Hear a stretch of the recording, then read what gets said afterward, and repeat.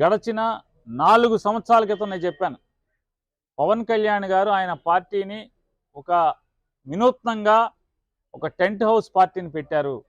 రాజకీయాల్లో tent house లాంటి party అంటే కిరాయికి అద్దెకి ఇచ్చేటువంటి, మన ఇంట్లో భోజనాలు పండగో పబ్బమో ఉంటే షామ్యానాలు తెచ్చుకుని కుర్చీలు తెచ్చుకుని ఎట్లా తెచ్చుకుంటామో అద్దెకి, ఆ రకంగా తన రాజకీయ పార్టీని లాంగ్ లీజ్కి ఇచ్చినటువంటి పవన్ కళ్యాణ్ తన పార్టీని లాంగ్ లీజ్కి చంద్రబాబు నాయుడికి అద్దెకి ఇచ్చినటువంటి పరిస్థితులు మనకు కనపడుతున్నాయి.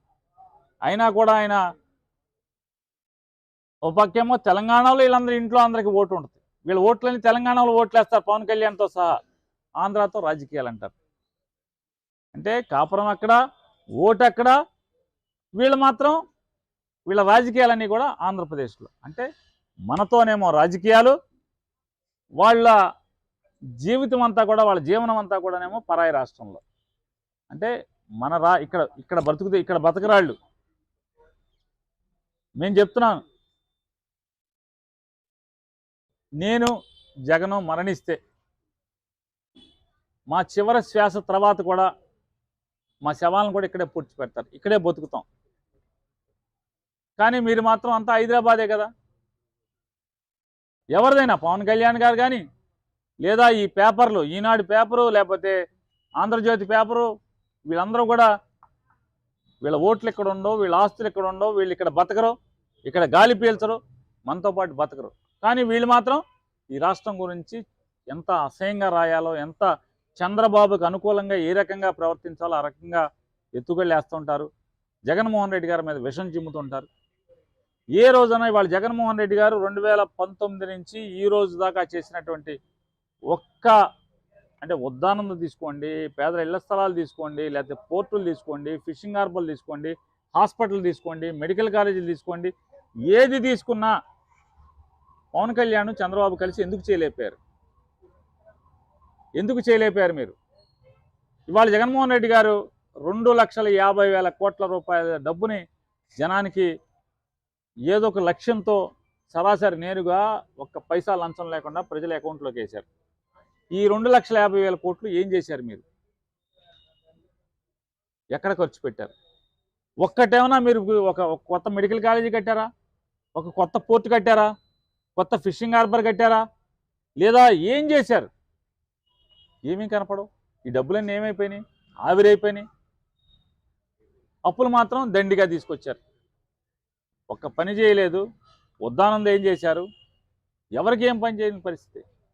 ఇవన్నీ కూడా ఎంతసేపు ఆరాటం. పవన్ కళ్యాణ్కేమో చంద్రబాబు అధికారం మీద కూర్చోబెట్టాలని ఆరాటం, చంద్రబాబుకేమో తన కొడుక్కి బాగా అక్రమ సంపాదనతో జనం సొమ్ము దోచేసి ఇంట్లో మూటలు కట్టేయాలనేటువంటి ఆరాటం తప్పితే మరొక వీరికి ప్రజల పట్ల కించిత్ ఇంత కూడా ప్రజల పట్ల వారికి అంకిత భావం లేకపోవడం అనేది మన దురదృష్టం. తుఫాన్లో కొల్లూరు రవీంద్ర ఎక్కడికి వెళ్ళిపోయాడు? ఈ తుఫాన్ కాదు, ఏ తుఫాన్కైనా ఎక్కడన్నా మనకు కనపడ్డా? కరోనాలో ఎక్కడికి వెళ్ళిపోయాడు? కరోనాలో కొల్లూరు రవీంద్ర ఎక్కడన్నా కనపడ్డా? ఎవరికన్నా మీరు చెప్పండి ధర్మంగా. విలేకరులు, ఇందులో ఆంధ్రజ్యోతి విలేకరు ఉన్నాడు, TV5 విలేకరు ఉన్నారు, మీరు అందరూ ఉన్నారు కదా, ఒక్కళ్ళు చెప్పండి. కరోనాలో ఏమైపోయాడు కొల్లూరు రవీంద్ర?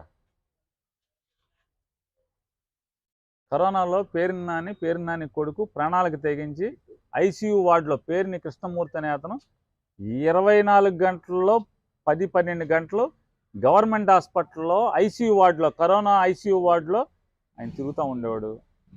ఏ రోజు ఏం కావాలంటే ఆఖరికి గవర్నమెంట్ హాస్పిటల్లో ఏది కావాలన్నా సొంత డబ్బులతో కూడా అరేంజ్ చేసాం. గబాలను గవర్నమెంట్ నుంచి రావటం ఆలస్యం అయితే, తుఫాను హెచ్చరికల మొదల దగ్గర నుంచి కూడా చివరి వరకు పేరుని కృష్ణమూర్తి జోరున వర్షంలో కూడా నడుంలోతు నీళ్ళలో కూడా తిరుగుతూనే ఉన్నాడు. భోజనాలు ఏర్పాటు చేశాడు. ప్రాణ నష్టం జరగకుండా పేరుని కృష్ణమూర్తి ప్రభుత్వం తరపున చూశాడు. నువ్వు సిగ్గుపడాలి. ముక్కుపచ్చల మీసాలు కూడా సరిగ్గా రాని కుర్రాడు, 26 ఏళ్ళ కుర్రాడు. నీకేమో 50 ఏళ్ళు వచ్చినాయి. 50 ఏళ్ళలోనేమో నువ్వేమో ఎక్కడ ఉంటావో తెలియదు, ఎక్కడికి వస్తావో తెలియదు. అతను మాత్రం తుఫాన్లో 5 రోజులు 6 రోజులు కంటిన్యూస్గా జనాల్లో తిరుగుతానన్నాడు. జనం బాగోగులు పట్టించుకున్నాడు, భోజనాలు చూశాడు, వాళ్ళ ప్రాణ నష్టం లేకుండా ఉంటాకి వాళ్ళందరినీ క్యాంపులకు తరలించే ఏర్పాట్లు చూశాడు, నీళ్లు తోడిచ్చే ఏర్పాట్లు చూశాడు. మొత్తం అంతా తిరుగుతూనే ఉన్నాడు. ఇక సీటు అంటావా, సీటు వస్తే ఏంటి రాకపోతే ఏంటి? నీకులాగా సీటు కోసం ఆటి కోసం వీటి కోసం ఎంపర్లాడేది. మేము నికార్సైన కార్యకర్తలం, సీటు కోసం పనిచేయం, పార్టీ కోసం పనిచేస్తాం. సీటు వస్తే వస్తారు, లేకపోతే రాదు. ఏమవుద్ది? వైఎస్ జగన్ బాగుంటే చాలని మేము కోరుకుంటాం. నేను కానీ, నా కొడుకు కానీ, నా కుటుంబం అంతా జగన్మోహన్ రెడ్డి గారు బాగుంటే చాలు, ఈ రాష్ట్రం ప్రజలు పేద బిక్కి బాగుంటారనేది మా ఆలోచన. జగన్ బాగున్నంతసేపు, జగన్ ఈ రాష్ట్రంలో ముఖ్యమంత్రిగా ఉన్నంతసేపు ఈ రాష్ట్రంలో పేదల జీవితాలు బాగుంటాయని చెప్పని పనిచేస్తుంటాం. సీటు వస్తే రాకపోతే జగన్ బాగుండాలి చాలు మాకు.